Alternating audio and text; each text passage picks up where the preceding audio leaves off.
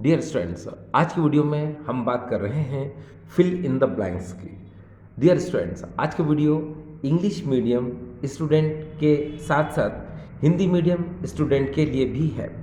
हमारे इस वीडियो की शुरुआत हो रही है इस क्वेश्चन के साथ। देखिए, हमारे सामने पहला क्वेश्चन है, at high altitudes boiling point of water decreases because at high altitudes atmospheric pressure is option में आएगा लेस। देखो स्टूडेंट्स, ये जो फिल इन द ब्लैंक्स हैं, इन फिल इन द ब्लैंक्स में मैंने क्वेश्चन के साथ साथ आंसर को भी लिख दिया है। एक्सप्लेनेशन अभी मैं करने वाला हूँ, अभी मैं आपको इनके रीज़न के साथ इन आंसर को बताने वाला हूँ। अभी एक बार फिर से हम क्वेश्चन को देखें। At high altitudes boiling point of water decreases because at high altitudes atmospheric pressure is less. देखिए डियर स्टूडेंट्स, आप बहुत अच्छे से जानते हैं कि ये अर्थ है। अर्थ पर यहाँ पर 1 एटीएम प्रेशर होता है। अगर हम अर्थ से ऊपर जाएंगे तो एटमॉस्फेरिक प्रेशर कम हो जाता है, लेस हो जाता है। और अगर हम इस अर्थ से नीचे की तरफ जाएंगे तो यहाँ पर एटमॉस्फेरिक प्रेशर क्या हो जाएगा, इंक्रीज हो जाएगा, बढ़ जाएगा। ठीक है, तो यहाँ पर आप एल्टीट्यूड की बात कर रहे हो, ऊंची पहाड़ी की बात कर रहे हो, ठीक है, तो यहाँ पर प्रेशर जो होता है वो हमेशा क्या रहेगा, कम रहेगा। ठीक है, और जब एटमॉस्फेरिक प्रेशर कम रहेगा तो बॉइलिंग पॉइंट भी कम रहेगा। क्योंकि आप बहुत अच्छे से जानते हो, ये देखिए स्टूडेंट्स, यहाँ पर ये है बॉइलिंग पॉइंट डायरेक्टली प्रोपोर्शन होता है एटमॉस्फेरिक प्रेशर के। जितना ज़्यादा एटमॉस्फेरिक प्रेशर होगा उसका बॉइलिंग पॉइंट भी ज़्यादा होगा। अब नेचुरल है कि जब हम ऊपर की तरफ जा रहे हैं तो एटमॉस्फेरिक प्रेशर कम हो रहा है तो बॉइलिंग पॉइंट भी क्या होगा, कम होगा। तो इसीलिए ये एक बार फिर से देखें, at high altitudes boiling point of water decreases because at high altitudes atmospheric pressure is less, यानी कि डिक्रीज भी आप बोल सकते हो। ठीक है, अब देखिए हिंदी मीडियम स्टूडेंट्स, ऊंची पहाड़ी पर जल का क्वथनांक घटता है क्योंकि ऊंची पहाड़ी पर वायुमंडलीय दाब कम होता है या घट जाता है। तो अभी मैं आपको बता दूं, देखिए पृथ्वी पर एक वायुमंडलीय दाब होता है, ये जानते हैं हम। जब पृथ्वी से जब हम ऊपर जाते हैं तो वायुमंडलीय दाब घटने लगता है। ठीक है, जब वायुमंडलीय दाब घटेगा तो क्वथनांक भी क्या होगा, घट जाएगा। और अगर हम इस पृथ्वी से नीचे की तरफ आएंगे तो क्वथनांक क्या होगा, बढ़ेगा। क्यों बढ़ेगा, क्योंकि वायुमंडलीय दाब बढ़ेगा। ठीक है, तो इसीलिए ये बात आप दिमाग में रखें students, boiling point directly proportional to the atmospheric pressure, यानी क्वथनांक जो होता है ये वायुमंडलीय दाब के समानुपाती होता है। जितना ज़्यादा वायुमंडलीय दाब होगा क्वथनांक भी ज़्यादा होगा। ठीक है, अगर वायुमंडलीय दाब कम हो जाएगा तो क्वथनांक भी कम हो जाएगा। क्यों, क्योंकि ये डायरेक्टली प्रोपोर्शनल है। ठीक, अब हम बात करेंगे यहाँ पर नेक्स्ट क्वेश्चन की। क्वेश्चन है, the mathematical expression for relative lowering in vapour pressure is. तो इसका आंसर है P naught A minus P A upon P naught ए। ये तो स्टूडेंट्स क्लियर है आपको, आप जानते हो students first law of Raoult's. तो राउल्ट्स का जो फर्स्ट लॉ है जिसमें कोई भी सॉल्यूशन जिसके अंदर नॉन वोलेटाइल सॉल्यूट डिसॉल्व्ड रहता है, कोई भी सॉल्यूशन जिसमें नॉन वोलेटाइल सॉल्यूट डिसॉल्व रहता है तो उसके लिए ये रिलेटिव लॉवरिंग वेपर प्रेशर की जब भी बात आएगी तो मैथमेटिकल एक्सप्रेशन हमेशा P naught A minus P upon P naught A ही होगा। ठीक है, ये क्लियर स्टूडेंट्स। चलिए हम हिंदी मीडियम स्टूडेंट की बात करें। देखिए, आपेक्षिक वाष्प अवनमन के लिए गणितीय व्यंजक है। देखो स्टूडेंट्स, आप जानते हो राउल्ट का जो प्रथम नियम है, जब विलयन में अवाष्पशील विलय विद्यमान होता है तो उसके लिए आपेक्षिक वाष्प अवनमन का जो गणितीय व्यंजक है P naught A minus P upon P naught ए होता ही है। ठीक है, चलिए अब हम बात करेंगे यहाँ पर नेक्स्ट क्वेश्चन की। Rusting of iron is an example of, answer है कोरोजन। ठीक है स्टूडेंट्स, आपको पता है कोरोजन का जो एग्जाम्पल है वो रस्टिंग ऑफ आयरन है। लोहे पर जंग लगना संक्षारण का उदाहरण है। तो ये तो क्लियर है स्टूडेंट। देखिए हम यहाँ पर आपको इसको बहुत अच्छे से क्लियर कर दें कि देखिए जैसे कोई भी आयरन आर्टिकल है और उस पर अगर रस्ट फॉर्मेशन हो जाता है, तो रस्ट फॉर्मेशन अगर आयरन आर्टिकल पर हो रहा है तो उसमें एटमॉस्फेरिक गैसेस और मॉइस्चर की प्रेजेंस की वजह से हो रहा है। आप कोरोजन की डेफिनेशन जानते हैं, किसी भी मेटल का एटमॉस्फेरिक गैसेस और मॉइस्चर की प्रेजेंस से धीरे धीरे अनवांटेड ऑक्साइड का फॉर्मेशन करना, उस मेटल का धीरे धीरे डिस्ट्रॉय होना कोरोजन होता है। और यहाँ पर जब किसी आयरन आर्टिकल पर रस्ट का फॉर्मेशन हो जाएगा तो नेचुरल है वो आयरन आर्टिकल क्या हो जाएगा, डिस्ट्रॉय हो जाएगा। ठीक है। और स्टूडेंट्स आप बहुत अच्छे से जानते हो कि अगर हम रस्ट के बात कर रहे हैं तो रस्ट के लिए स्टूडेंट्स यहाँ पर आप फार्मूला जानते हो, ये देखिए Fe2O3.XH2, ये रस्ट का फॉर्मूला है। ठीक है। हाइड्रेटेड फेरिक ऑक्साइड, हिंदी में देखें स्टूडेंट्स, लोहे पर जंग लगना संक्षारण का उदाहरण है। ठीक है। तो ये क्लियर स्टूडेंट्स, आप जानते हो संक्षारण क्या होता है। संक्षारण को समझने के लिए आपको पता है कोई भी धातु वायुमंडलीय गैसें और नमी की उपस्थिति में धीरे धीरे नष्ट हो जाती हैं, इसे संक्षारण कहते हैं। या फिर ऐसे ही बोल सकते हो कि कोई भी धातु वायुमंडलीय गैसों की उपस्थिति में और नमी की उपस्थिति में अवांछनीय ऑक्साइड का निर्माण कर लेती है, जिसकी वजह से वो धातु धीरे धीरे नष्ट होने लग जाती है। इस क्रिया को हम लोग क्या बोलते हैं, संक्षारण। ठीक है। और आपको पता है लोहे पर जब जंग लगती है तो उसे हम कहते हैं Fe2O3.XH2 यानी हाइड्रेटेड फेरिक ऑक्साइड। ठीक है स्टूडेंट्स। तो जब भी आप कोरोजन की एग्जाम्पल की बात करें तो नेचुरल है कि ये बेहतरीन एग्जाम्पल है रस्टिंग ऑफ आयरन यानी लोहे पर जंग लगना। अब हम अगले क्वेश्चन की बात करें स्टूडेंट्स, देखिए on increasing dilution the value of specific conductance of solution decreases. ठीक है। तो स्टूडेंट्स यहाँ पर एक बात को जरा समझें हम, ये स्पेसिफिक कंडक्टेंस क्या होती है। तो देखो स्टूडेंट्स आप जानते हो 1 सेंटीमीटर क्यूब सॉल्यूशन में जो नंबर ऑफ आयंस प्रेजेंट होते हैं उसको हम लोग बोलते हैं स्पेसिफिक कंडक्टेंस। जब आप डाइल्यूजन को इंक्रीज करोगे यानी एडिशन ऑफ वाटर को ऐड करोगे तो नेचुरल है कि उसमें नंबर ऑफ आयंस तो इंक्रीज होंगे उस सॉल्यूशन में, लेकिन 1 सेंटीमीटर क्यूब सॉल्यूशन में नंबर ऑफ आयंस क्या हो जाएंगे, कम, डिक्रीज हो जाएंगे। इसीलिए जब आप डाइल्यूजन को इंक्रीज करते हो तो स्पेसिफिक कंडक्टेंस क्या हो जाती है, डिक्रीज। क्लियर। अब हम आगे देखें। देखिए स्टूडेंट, तनुता बढ़ाने पर विलयन की विशिष्ट चालकता का मान घटता है। देखिए स्टूडेंट्स, पहले हम विशिष्ट चालकता की परिभाषा की बात करें। आपको पता है 1 सेंटीमीटर क्यूब विलयन की जो चालकता होती है उसे हम विशिष्ट चालकता कहते हैं, या फिर ऐसे ही बोल सकते हो 1 सेंटीमीटर क्यूब विलयन में उपस्थित आयनों की चालकता को विलयन की विशिष्ट चालकता कहते हैं। आप बहुत अच्छे से जानते हो कि जब इस विलयन में हम तनुता यानी जल की मात्रा को बढ़ाएंगे तो 1 सेंटीमीटर क्यूब विलयन में आयनों की संख्या क्या हो जाएगी, घट जाएगी।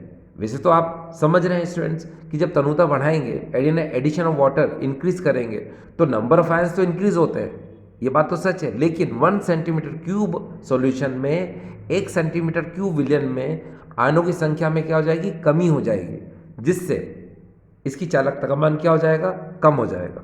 क्योंकि आप बहुत अच्छे से जानते हैं स्टूडेंट्स कि कंडक्टेंस जो होती है वो डायरेक्टली प्रोपोर्शन होती है नंबर ऑफ आयंस के। तो यहाँ मैं थोड़ा सा लिख दूँ स्टूडेंट्स, ये देखिए यहाँ पर ये है कंडक्टेंस और जो कि डायरेक्टली प्रोपोर्शन होती है, याद रखिएगा सभी स्टूडेंट्स, नंबर ऑफ आयंस के। यानी कि जितनी ज़्यादा नंबर ऑफ आयंस आयनों की संख्या होगी उसकी चालकता यानी कंडक्टेंस क्या होगी, ज़्यादा होगी। ठीक है स्टूडेंट्स, अब हम अगले क्वेश्चन की बात कर रहे हैं। देखिए ये है half life period of a radio active element is 140 days on taking 1 gram element initially the amount left after 560 days will be. Answer है 1/16। तो स्टूडेंट्स ये 1/16 कैसे आया, आप हिंदी में एक बार समझ लें। एक रेडियो एक्टिव तत्व का अर्धायु काल 140 दिन है। यदि तत्व की आरंभिक मात्रा 1 ग्राम है तो 560 डेज 560 दिन बाद उसकी कितनी मात्रा यानी उसकी कितनी मात्रा यानी 1/16 हो जाएगी।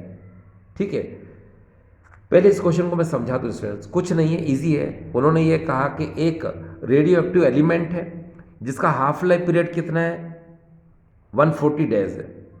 उन्होंने कहा कि अगर इस रेडियो एक्टिव एलिमेंट की क्वांटिटी 1 ग्राम है, शुरुआत में 1 ग्राम है, तो 560 डेज बाद इसकी क्वांटिटी कितनी रह जाएगी।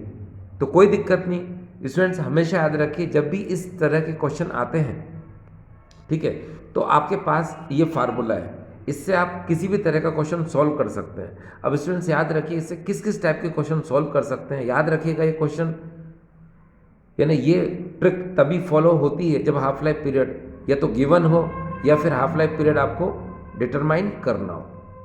ठीक है, अब देखिए यहाँ पर ए और यहाँ पर आएगा A/A0 1/2 T/T½ एक बार फिर से A/A0 इक्वल टू 1/2 T/T½ यहाँ पर A को हम लोग बोलते हैं फाइनल क्वांटिटी, A0 को बोलते हैं इनिशियल क्वांटिटी, T को हम लोग बोलते हैं टाइम और T1/2 को हाफ लाइफ टाइम। हिंदी में A को बोलते हैं हम अंतिम मात्रा, A0 को बोलते हैं आरंभिक मात्रा, T को हम लोग बोलते हैं समय और T1/2 को अर्धायु काल। अब जैसे इन्होंने आपको यहाँ पर हाफ लाइफ पीरियड अर्धायु काल दिया है, ये देखिए 140 डेज, तो कुछ नहीं T1/2 की जगह यहाँ पर आप 140 डेज लिख दो, ये आपने लिख दिया। अब कितने दिन में निकालना अपन को 560 डेज, तो यहाँ पर T की जगह पर हम लिख देंगे 560 डेज, ये लिख दिया। अब इनिशियल क्वांटिटी कितनी दे रखी स्टूडेंट्स 1 ग्राम। ठीक है, आप इस क्वेश्चन में देखें 1 ग्राम, तो यहाँ लिख दीजिए क्या 1 ग्राम। अब अपन को क्या करना है फाइनल क्वांटिटी निकालना है, तो यहाँ कर देते हैं क्वेश्चन मार्क, ये कर दिए बस। अब ये जितनी भी चीज़ें यहाँ रख दीजिए और हमको ए फाइंड करना है, ये वाला ए फाइंड करना है। तो चलो इसको मैं यहाँ आपको सॉल्व करके बता देता हूँ, क्योंकि ये फाइंड करना है तो ये ऐसा कैसे ही रहेगा स्टूडेंट्स। और इनिशियल क्वांटिटी आ जाएगी नीचे 1 इक्वल टू में 1/2, ठीक है, और टी टाइम कितना दिया था 560, तो यहाँ पर आपने 560 कर दिया। हाफ लाइफ की पीरियड कितना था 140, नीचे 140, तो ये कट जाएगा किससे 4 से, ये 4 ऊपर आ गया। अब नीचे 1 का तो कोई मतलब नहीं होता, यहाँ हो जाएगा a इक्वल टू 1/2 और उसकी पावर कितनी आई स्टूडेंट 4, तो आपने 4 लिख दिया। यहाँ आ जाएगा a इक्वल टू 1/16। तो आपने देखा कि एक रेडियो एक्टिव एलिमेंट जिसका इनिशियल क्वांटिटी कितनी है 1 ग्राम और उसका हाफ लाइफ पीरियड कितना है 140 डेज, 560 डेज बाद कितनी क्वांटिटी बचेगी इसकी 1/16, तो इसका ये आंसर हो गया। तो स्टूडेंट्स इतना क्लियर है। चलिए अब हम 6th क्वेश्चन की तरफ चल रहे हैं और 6th क्वेश्चन स्टूडेंट्स हमारे सामने ये देखिए, ये क्वेश्चन है in the mechanism of reaction the slowest step is called rate determining step. ये सही बात है स्टूडेंट्स, आप बहुत अच्छे से जानते हो किसी भी केमिकल रिएक्शन में कितनी भी स्टेप्स हों मगर उसमें जो स्लोएस्ट स्टेप होती है वही रेट डिटरमाइनिंग स्टेप होती है। ठीक है, और आपको पता है जो रेट डिटरमाइनिंग स्टेप होती है वो ऑर्डर ऑफ रिएक्शन को बताती है। हिंदी में सुने स्टूडेंट्स, अभिक्रिया की क्रियाविधि में जो मंद पद है वही दर निर्धारक पद होता है।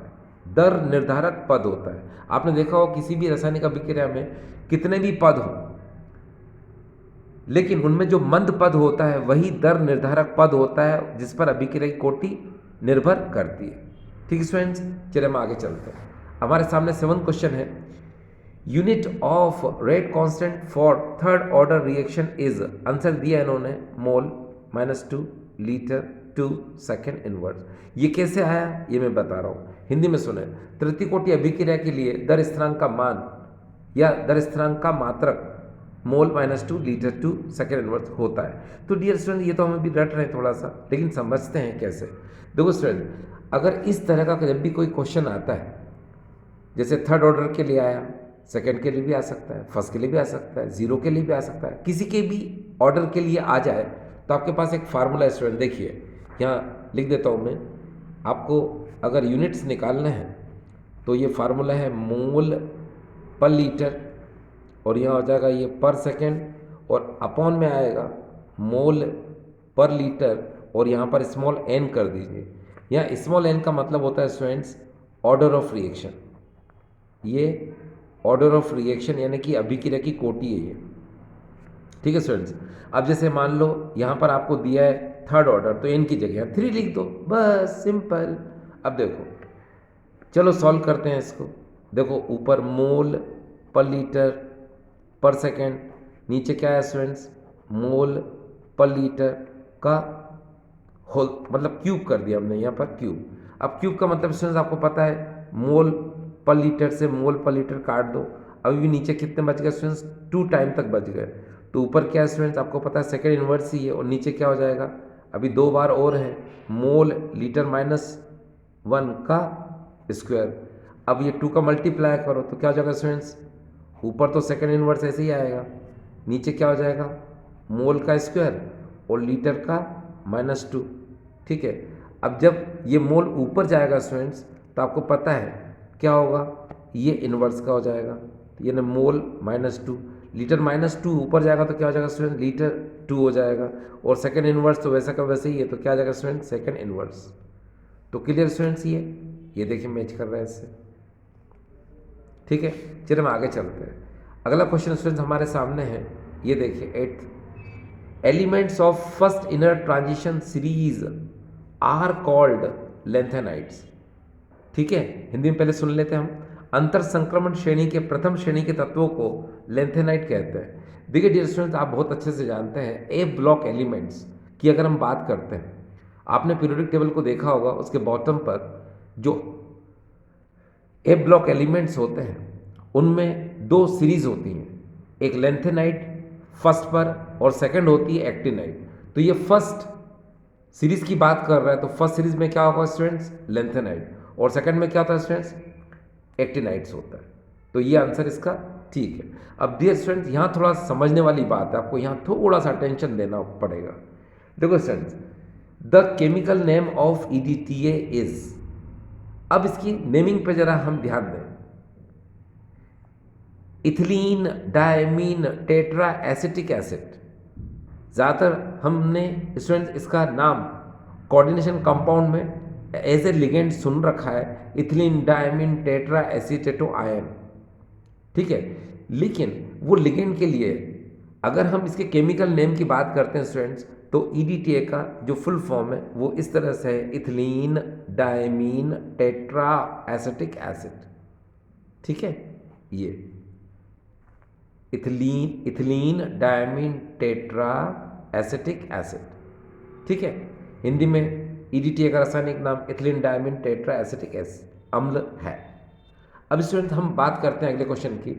ये formula of refrigerant Freon is CCl2F2। यहाँ पर ये जो फार्मूला है ये याद रखने की ज़रूरत है आपको, ये फ्रियोन 12 है स्टूडेंट्स, तो इसको क्या बोलते हैं स्टूडेंट्स हम फ्रियोन 12।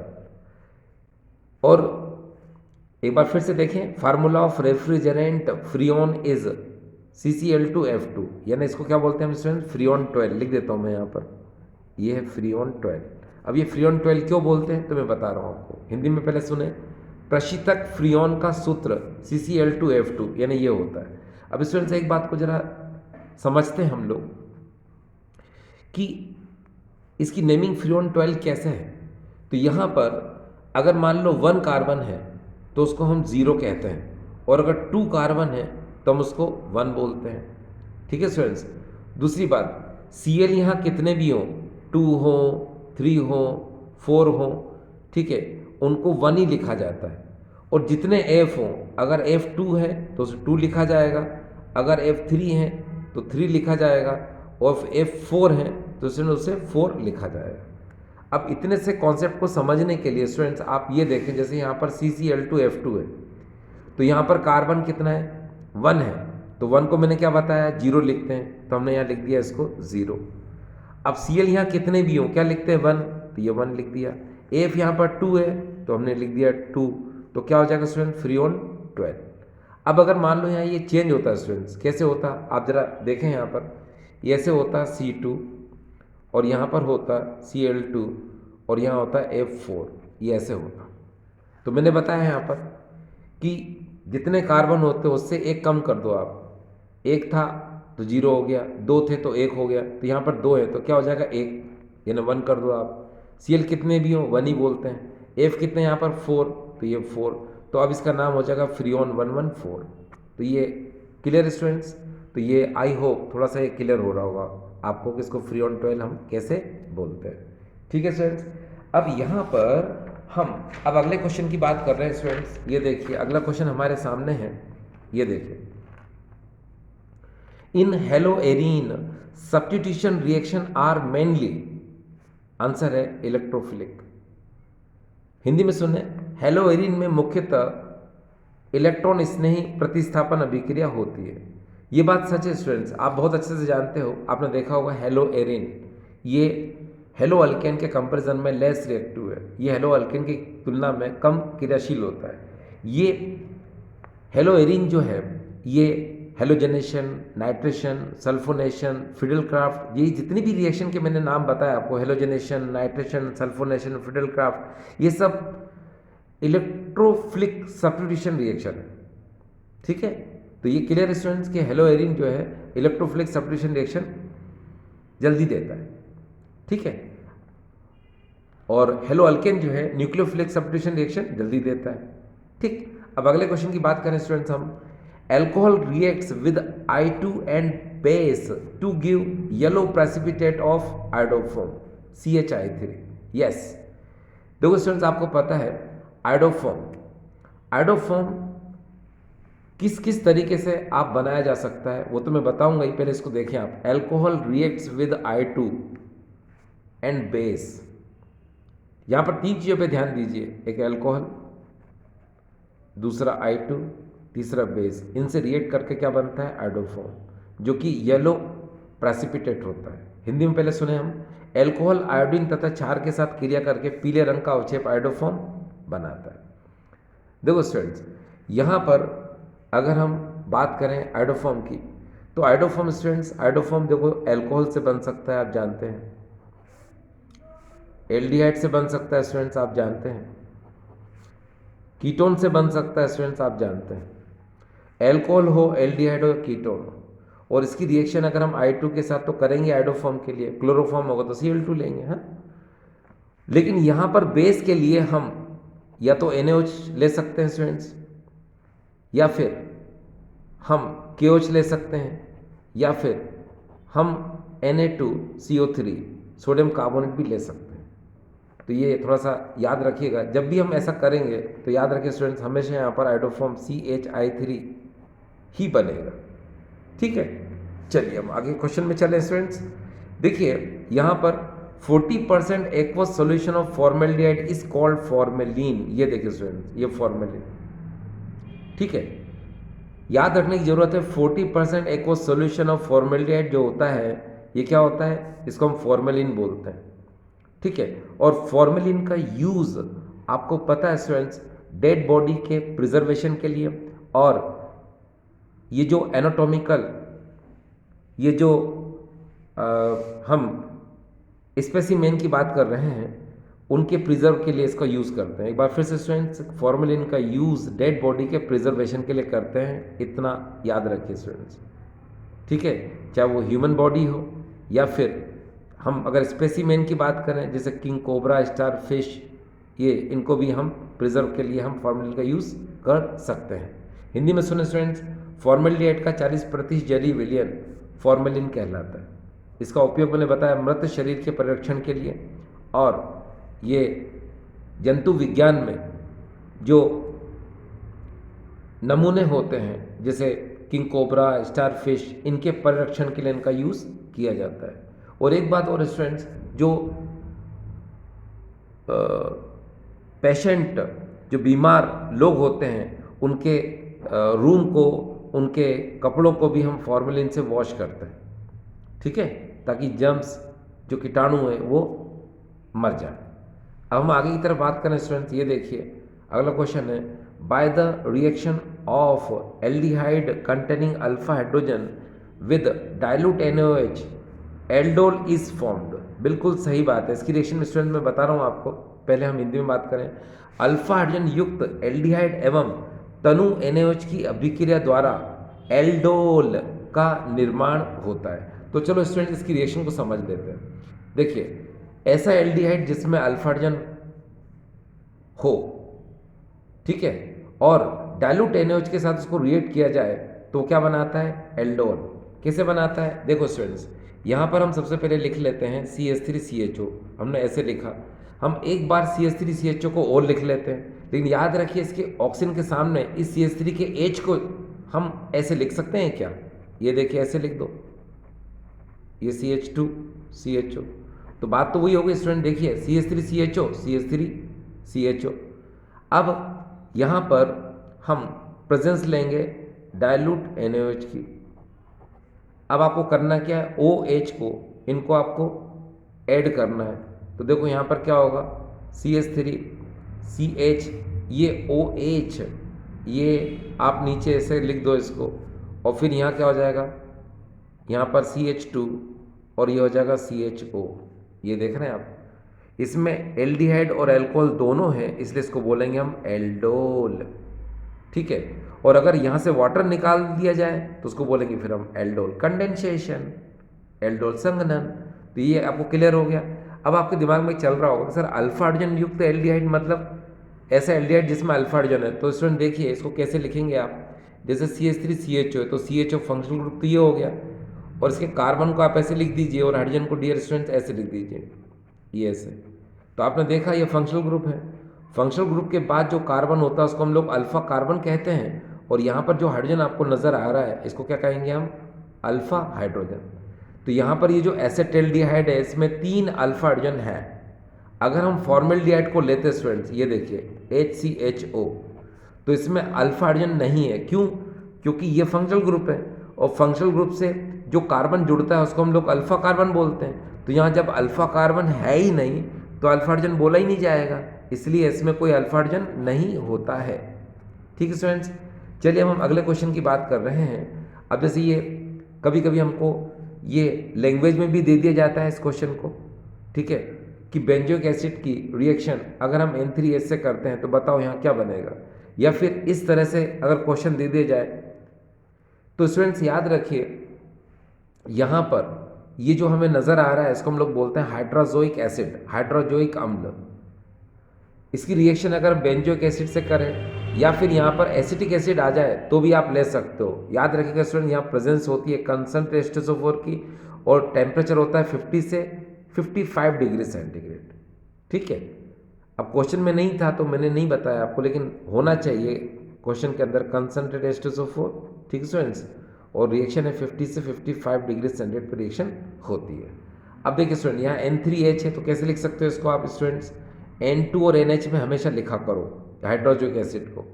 अब देखो क्या होगा, सिंपल, यहाँ से CO2 बाहर हो जाएगा, यहाँ से N2 बाहर हो जाएगा, और ये NH और ये H ये मिलके NH2 बना लेंगे। तो इस तरह से स्टूडेंट्स आपने देखा ये एनिलीन का फॉर्मेशन हो जाएगा, ये एनिलीन का निर्माण हो जाएगा। तो आई होप स्टूडेंट्स आज का वीडियो आपको ठीक लगा होगा। Thank you.